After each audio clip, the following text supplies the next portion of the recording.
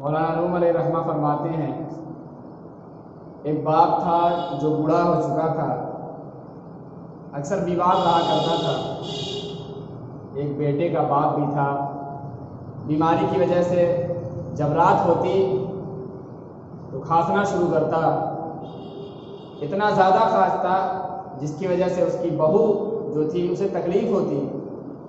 اس کی بہو نے اپنے شوہر سے کہا، ایسا ہے جب تمہارا باپ کھانستا ہے تو مجھے تکلیف ہوتی ہے، میری نیند میں خلل واقع ہوتا ہے، اپنے باپ سے کہو کہ کل سے وہ گھر کے باغ میں سویا کرے، کل سے وہ گھر کے گارڈن میں سویا کرے۔ اللہ اکبر! بیٹا بھی بڑا ظالم تھا، اس نے اپنے باپ سے آ کر کہا، ابا ایسا ہے کہ آپ کل سے گھر کے باغ میں سوئیے گا۔ سخت ٹھنڈی کا موسم تھا، اس نے گھر سے لا کر ایک کمبل کا ٹکڑا دیا اور باپ سے کہہ دیا کہ کل سے آپ گھر کے باغ میں سوئیے گا۔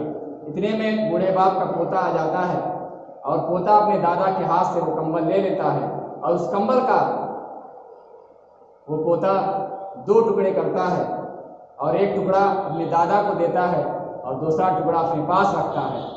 یہ سارا منظر باپ دیکھ رہا تھا۔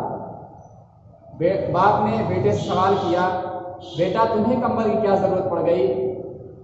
بہت سارے کمبل گھر میں پڑے ہیں، تم اسے بھی استعمال کر سکتے ہو، تم نے آخر ایسا کیوں کیا؟ کمبل کے دو ٹکڑے تم نے کیوں کیے؟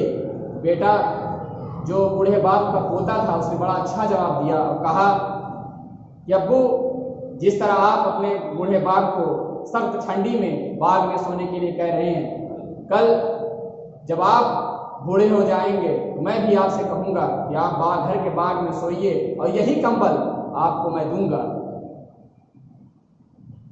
یاد رکھو مسلمانوں، جو اپنے والدین کے ساتھ اس طرح سلوک کرے گا تو اس کی اولاد بھی اس کے ساتھ وہی سلوک کرے گی۔ اگر آپ اپنے والدین کے ساتھ بھلائی نہیں کرتے تو یہ ہرگز امید نہ رکھیے گا کہ آپ کی بھی اولاد آپ کے ساتھ بھلائی کرے گی۔ ایسا نہیں ہے کہ آپ کانٹا بوئیں گے اور پھول توڑیں گے، یہ ایسا ہرگز نہیں ہو سکتا۔ حضرت موسیٰ علیہ السلام کے زمانے میں ایک شخص کا گزر مسلم قبرستان سے ہوتا ہے۔ جب وہ شخص مسلم قبرستان سے گزرتا ہے تو اسے ایک قبر سے گدھے کی آواز سنائی دیتی ہے۔ وہ شخص قبر کے قریب ہوتا ہے تو آواز اور تیز آنے لگتی ہے تو وہ گھبرا جاتا ہے اور اس قبر کے بارے میں پتہ کرتا ہے کہ آخر کس شخص کی قبر ہے، کس کے گھر کی قبر ہے۔ یہ پتہ کرتے کرتے وہ ایک گھر پر پہنچتا ہے، گھر پر دستک دیتا ہے، اندر سے آواز آتی ہے، کون؟ وہ اپنا تعارف کراتا ہے اور پوچھتا ہے کہ میں فلاں محلے کی قبرستان سے گزر رہا تھا اور ایک قبر سے گدھے کی آواز آ رہی تھی۔ تو اندر سے ایک خاتون بولتی ہے، وہ میرے شوہر کی قبر ہے۔ یہ شخص پوچھتا ہے کہ آخر تمہارا شوہر جب زندہ تھا کرتا کیا تھا؟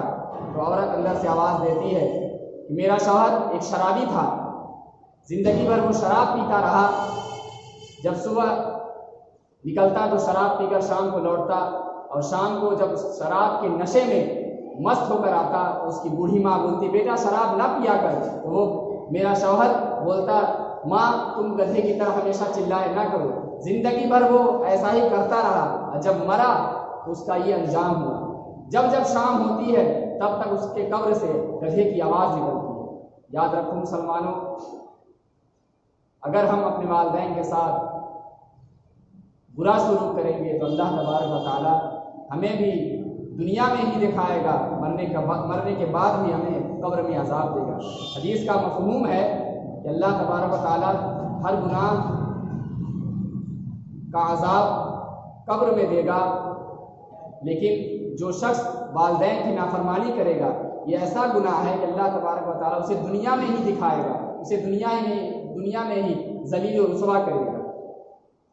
ماں باپ کی شان پیارے آقا صلی اللہ علیہ وسلم ارشاد فرماتے ہیں کہ جس کے ماں باپ نہیں ہیں اگر وہ شخص اپنے ماں باپ کے قبروں کی مٹی کی زیارت کرے تو اسے اس کا 1 سال کا گناہ صغیرہ معاف کر دیا جاتا ہے، اور جس شخص کے ماں باپ زندہ ہیں اگر وہ شخص اپنے ماں باپ کی زیارت کرے، میرے مسلمانوں بتاؤ اس کا عالم کیا ہوگا، اس کے مرتبے کا عالم کیا ہوگا۔ پیارے آقا صلی اللہ تعالی وسلم ارشاد فرماتے ہیں کہ جو شخص دن بھر میں ایک بار اپنے والدین کو محبت کی نگاہوں سے دیکھ لے اسے حج مقبول کا ثواب ملتا ہے، اور جو شخص دن بھر میں 100 بار اگر اپنے والدین کو محبت کی نگاہوں سے دیکھے تو اس کا عالم کیا ہوگا۔ آپ حج کرتے ہیں، نماز پڑھتے ہیں، زکوٰۃ دیتے ہیں، آپ اس کی گارنٹی دے سکتے ہیں کہ آپ کے حج، آپ کے عمرے، آپ کی نمازیں قبول ہوتی ہیں؟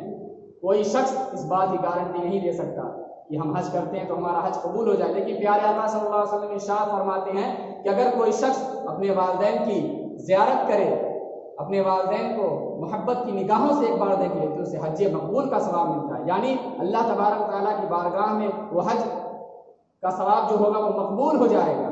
میرے مسلمانوں، اپنے والدین کے ساتھ حسن سلوک کرو، اپنے والدین کے ساتھ بھلائی کرو۔ اللہ تبارک و تعالیٰ کی بارگاہ میں دعا ہے کہ ہمیں اپنے والدین کے ساتھ حسن سلوک کرنے کی توفیق عطا فرمائے، اور ہمیں علم دین حاصل کرنے کی توفیق عطا فرمائے، اور اپنے بچوں کو علم دین حاصل کرانے کی توفیق عطا فرمائے، اور 5 وقتہ نماز پڑھنے کی توفیق عطا فرمائے۔